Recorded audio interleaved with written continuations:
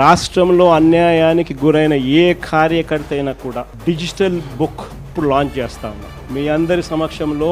రేపొద్దున రాష్ట్రంలో ఎక్కడ ఎవరికి ఏ అన్యాయం ఇప్పటికే జరిగిన ఆ డిజిటల్ బుక్ను వీళ్ళు దీన్ని ఉపయోగించుకుని /digitalbook/vySRCP.com లోకి వెళ్ళి ఎంటర్ అయ్యి మీ ఫోన్ నెంబర్ను టైప్ చేయగానే ఓటీపీ వస్తుంది. దాన్ని ఎంటర్ చేయగానే లొకేషను, కెమెరా, పర్మిషన్ అడుగుతుంది. అది మీరు ఇవ్వగానే మొదట మీకు జరిగిన అన్యాయం గురించి వివరాలు అడుగుతుంది, మీరు నమోదు చేయాలి.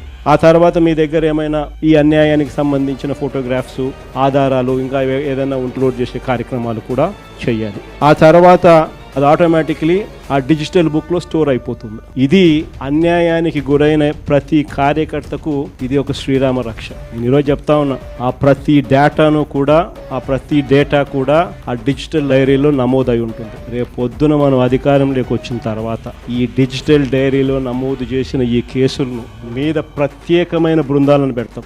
అన్యాయం చేసిన వాళ్ళను రిటైర్ అయిపోయి ఉన్నా కూడా, రాష్ట్రంలో వాళ్ళు లేకపోయినా కూడా, సప్త సముద్రాల అవతలున్న అందరినీ పిలిపిస్తాం, చట్టం ముందర నిలబెట్టించి శిక్ష పడేలా, అన్యాయానికి ఈరోజు గురైన వ్యక్తికి సంతోషం కలిగించేలా ప్రతి అడుగు దీని ద్వారా పడుతుంది.